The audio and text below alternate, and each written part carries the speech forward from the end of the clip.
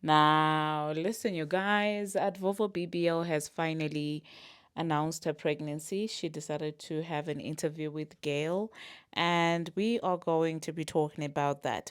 We're also going to be discussing about Paprika Spice addressing this entire Nicki Minaj situation. And I'm like, are you not a little bit too late, Paprika? We do get that you're trying to rebrand and everything, but can you do so without including the pink lady? She is on hiatus minding her business. We're going to discuss about that as well and how people feel like she was being shady towards the transformer when she spoke about her opening doors. And we're also going to be discussing about Jatavia and the runway. Meanwhile, Ticketmaster allegedly might be under investigation in as far as the Ricos are concerned. And at the same time, Lil Kim was spotted at New York Fashion Week, and she was looking interesting, and she ended up meeting up Paprika Spice as well. And so Saweetie is out there quoting Nicki Minaj lyrics. Meanwhile, Drake is not happy because of that leak of his song, and Chris Brown has actually deactivated his accounts. Apparently, he does feel like people are dogpiling on him. Hello, tea lovers, and welcome to the tea plug. I trust you guys are doing well, and I trust you are doing great. Personally, I am doing great, you guys. I am doing extremely amazing. And without further ado, let us dive straight into today's tea. So first of all, let us talk about Advovo BBL, Advocate BBL. For those of you that do get offended on her behalf, she said it herself that she is an advocate for plastic surgery and BBLs. So please, I'm pretty sure she wouldn't be offended by a title that she gave herself. So yeah, it seems like she has finally confirmed the pregnancy. I mean, when she went on the J Hard show, I kind of say that, well, her tummy looked interesting. At this point, I feel like it was just a matter of her denying it, but the tummy was already showing. And obviously, as somebody who is going through a divorce, people had questions. People were asking, whose pregnancy is it? Whose baby is it? Is it Stephon Diggs' baby or is it Offset's, baby? And it seems like she decided to address everything, as she said that, well, she's actually expecting a baby together with, her boyfriend, Stephon Diggs. And that's interesting. Chilling with Stephon Dix being on the boat together with him is one thing, but deciding to have another baby when you have another baby who's under one is a choice. Well, I guess the baby recently turned one, but that's a choice, honestly. Of all the athletes that you could find, finding Stephon Diggs and looking at him and saying, this is the man I'm going to make a baby daddy after my other baby daddy proved to me to be unfaithful and stuff like that. I'm moving on to Stephon. That's a very interesting choice. Not to mention that the same man allegedly welcomed babies in the past 3 months as well with different women as well. One of which is very pretty. I'm not even gonna lie. One of which is absolutely gorgeous. That woman is she looks amazing. Like, I'm not even gonna lie. So I don't know how the balance is like there. Like I that's an interesting dynamic. I'm not even gonna lie. And of course, people feel some type of way because they feel like if had it been any other black woman who had fallen pregnant whilst still married, to her husband legally, the conversation would be different. But since it is Bongo One, I mean, at Vovo BBL, of course, people act like it's all funny and all of these things. And yeah, I mean, I couldn't agree more because, for example, Clarissa being with Papoose, each time Clarissa is with Papoose, oh my God, it's always you're with a married man, he's still legally married and stuff like that. But when it is at Vovo BBL who's doing the same thing, of course, you don't hear the same backlash. And at this point, no matter how many times we do point out the double standards, it seems like people are not willing to change. And honestly, when it's double standards concerning her own life and her womb, it is what it is. She made that choice, okay. I hope she knew what she was doing with this man. Not only is he allegedly a womanizer, but he has some wild allegations, okay. They are, you know people who are coming through with a lot of allegations that also even do pertain his orientation and him kind of trying to allegedly have his way with people without their consent. So that's an interesting dynamic. I don't know if at this point if this is an upgrade from from Offset, or well, it's definitely not an upgrade if we're gonna be honest. But anyway, let me insert what she had to say and then I'll catch you guys after that.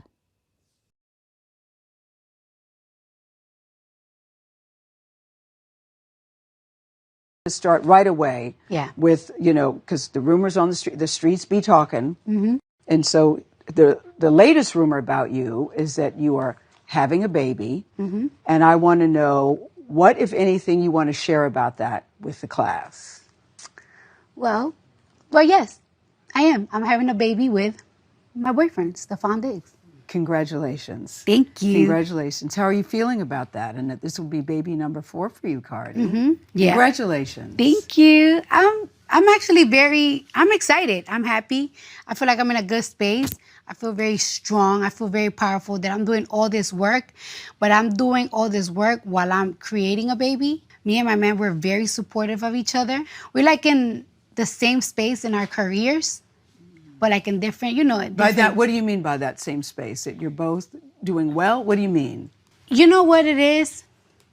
That I feel like we're really great and one of the best at what we do. And me and him think the same way. Like, it's like, yeah, we're one of the greatest, but what's next? What we doing again? We do it again. We have to do it again all the time.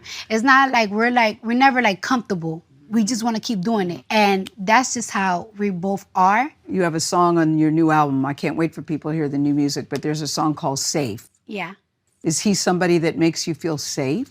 Very safe. It both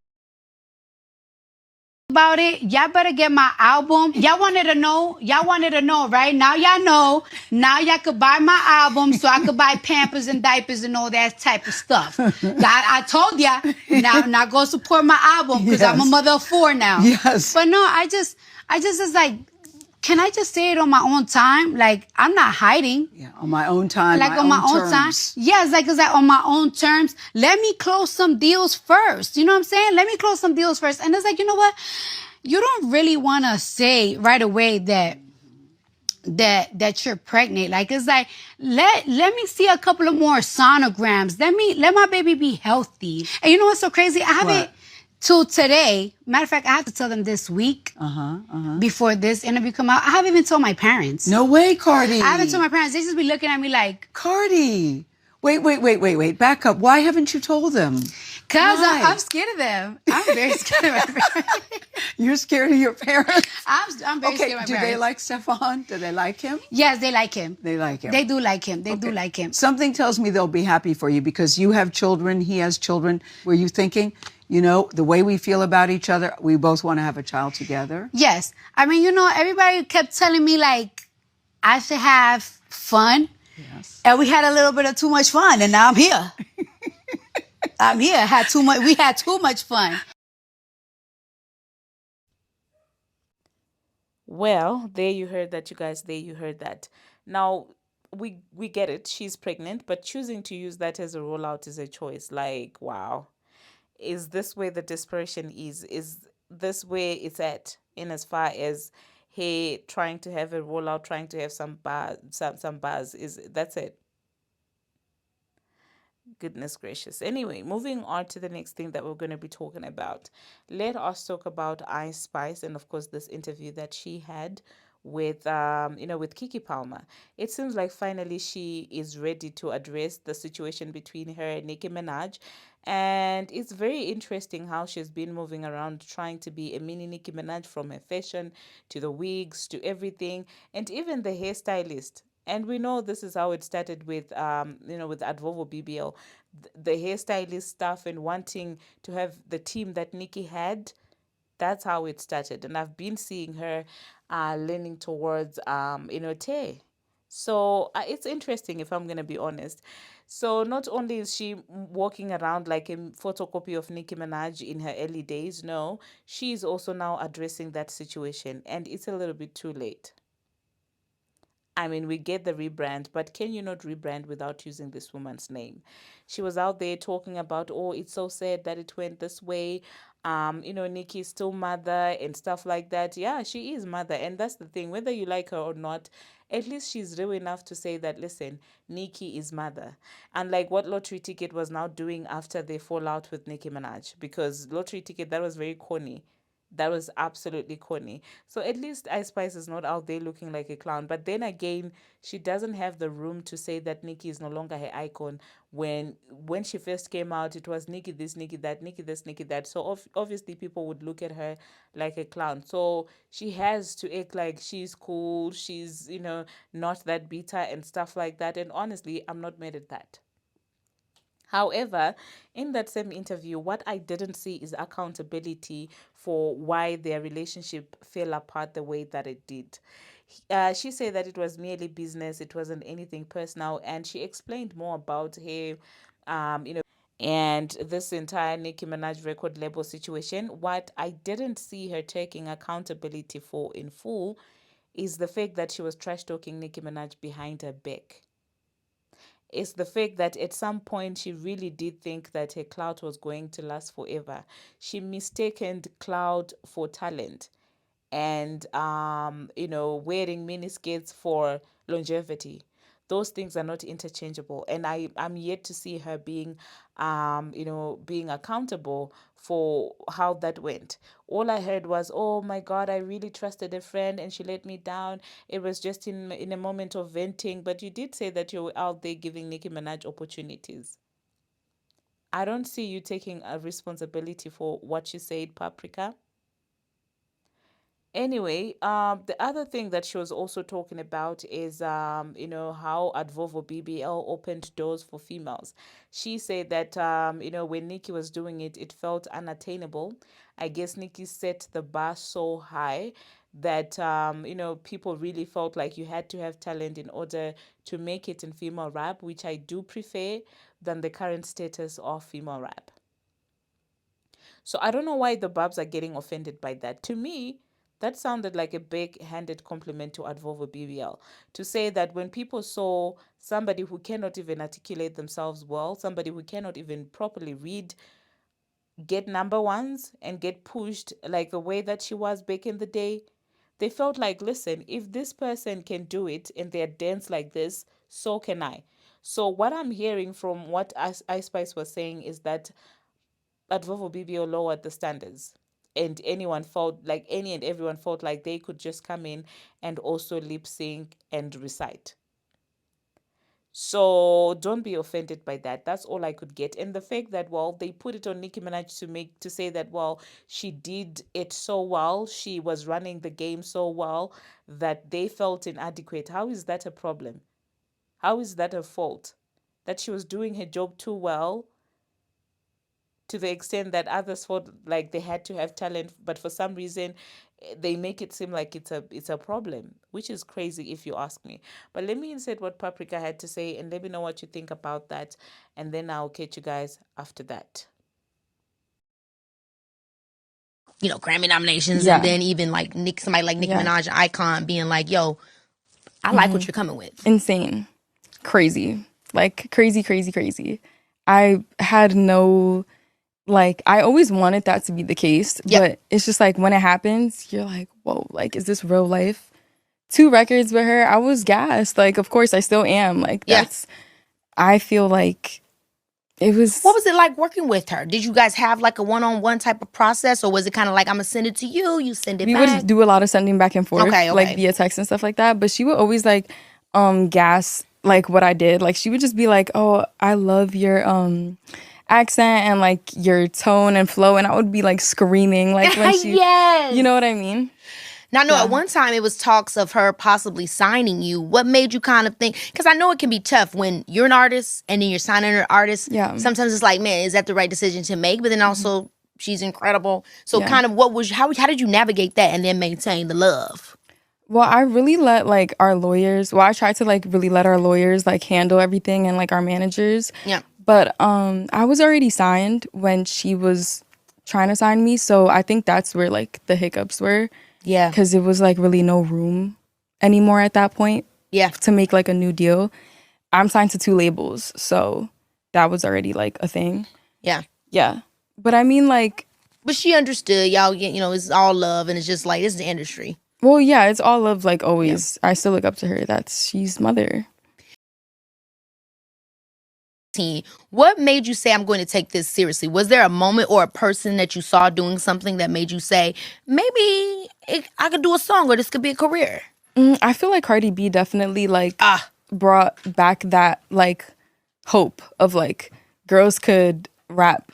You know Yeah. what I mean? Because for a long time, like Nicki seemed so like unattainable and like that's part of the lore too of why I was so Yes. obsessed because I'm like only she could do it. So seeing Cardi was like, okay, especially is she from the Bronx?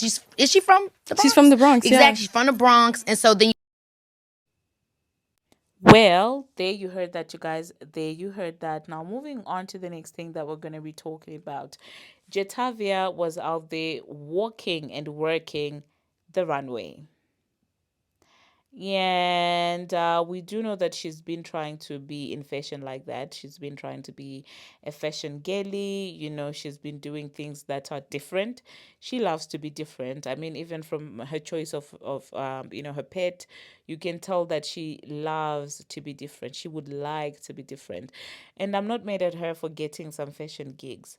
However, people were clowning her walk. People were saying that she looked an entire mess because, her knees were knocking and all of these things. And I'm like, I don't know, you guys. I just feel like she can still be a fashion girly without having to walk the runway. I don't think that the runway is the only place that would define someone's place in fashion. I really do think that you can be a fashion icon without walking the runway, and that is okay, Jatavia. Don't let them put you down with your knocking knees and stuff. It doesn't really matter. I think next time, maybe if she does just stick to sitting and wearing the clothes and looking nice in the clothes, you don't necessarily have to walk, and you'll still be fine. But anyway, let me know in the comment section, you guys, what you think about that. Now, another person whose walk is definitely interesting is none other than Kimberly. I am talking about Lil Kim. She was spotted, at New York Fashion Week, and with Lil Kim, I have absolutely lost any energy to say anything about her wigs, her clothes, her surgeries. She was there and she was wearing blue stuff. It was a blue outfit. And that's what I have to say. Another interesting thing about that is that she also did bump into Ice Spice, and yeah, it was an interesting look on Lil Kim. Okay, I'm not just gonna spend a lot of time talking about that. I really don't have anything nice to say about what she was wearing, but because of her age, I'm just going to be to try and be respectful. I mean, tell me, you guys, how did I do with in terms of respecting Lil Kim? Because this is me trying. If I say one more word about Lil Kim and that New York Fashion Week, I know that I'm just gonna, yeah, it's not gonna be respectful anymore. So let's move on to the next thing that we're gonna be talking about. Let us talk about Saweetie. It seems like people were coming for Saweetie. They felt like she was out there being ridiculous when she was saying that, well, she was getting punished for being pretty by the industry. She is not feeling it, as she feels like people do not understand, or rather, people didn't understand what she said about being punished for looking pretty. So she decided to clear back to people who were criticizing her, saying that there is no such thing as pretty punishment. There's pretty privilege, and that's what she has benefited from. And that's what people have been saying about her. She said that, well, whatever she did, people were not taking her seriously because she was a pretty girl and stuff like that. And I'm like, there are a lot of other female rappers that are also pretty, sweetie. And the most successful female rapper right now is very pretty as well. So I don't know why the pretty punishment did not work on her. But anyway, she clapped back, and this is what she said. I drop an interview and get a rise out of mm-mm. Shout out to my main my side. Mm-mm. I need some good stroke tut. Anyway, okay, that was an ADHD moment there. But she said, for what? Because of misinterpreted clickbait headlines. I'm very successful, glory to God. However, on the other hand, I've been counted out and have dealt with a lot of microaggressions. Enough talking, though. I would love to break this down with the right interviewer. Okay, so she's not having it. Let me know in the comment section, you guys, do you think that there's something that is called pretty punishment, or you think it's a myth? Anyway, moving on to the next thing that we're going to be talking about. Let us talk about the Drake leak. You guys know that while there has been a leak circulating on social media, and it is a leak of a Drake song, Drake is not feeling it. He is absolutely not having it, to the extent where he had to call Adin Rose to ask him who might have leaked his music. Okay, he's annoyed by this. Now, knowing Drake, I don't know how serious we can take this, because this might as well be another plot twist, knowing him. But I've seen good reactions about that clip, so let's see how that is actually going to sound like. Now, another thing that we're going to be talking about, Chris Breezy. Someone out there is out there playing with Chris Brown to a point where he does feel like, listen, people are betraying him. And at this point, I'm just like, you guys are veterans in the music industry. There are no friends in this game. And Nicki Minaj told you the same thing. So I would be surprised at Chris Brown, um, panicking or feeling some type of way about fake friends and fans. No, Chris, the industry has always been like that. He said, anyway, watch who you call your friends. Everyone isn't going to keep it real with you. He added, life is a consistent curveball. You got to be ready for the switch up. Sucks though, but it is what it is. Unfortunately, the music industry is like that. Like, no one cares about you genuinely. It's always about what they can get out of you, and it seems like it didn't end there for him, because, well, his recent dance with Travis Kelce's ex, yeah, it kind of brought up some conversation, because you know that she's a very beautiful dark skinned woman, and people started saying that, well, Chris Brown is a colorist, don't let him fool you, to the extent where he had to deactivate his account, because people were saying his dance with Kelsey was just but an act. He does not like dark skinned women. And he said he's tired of the colorist rage bait and stuff like that, and to the point where he deactivated. Let me know in the comment section, you guys, do you think that him dancing with Kelsey like that was performative, or do you think that the colorism allegations against him are a lie? Let me know what you think about all of that in the comment section. Thank you very much, you guys, for watching, and thank you very much for making it this far. If you have not already, what are you waiting for? Smash that subscribe button, and do turn on the notification bell so that you will be notified each and every time that I post. And sorry for my low energy, you guys. My cycle is effing me up.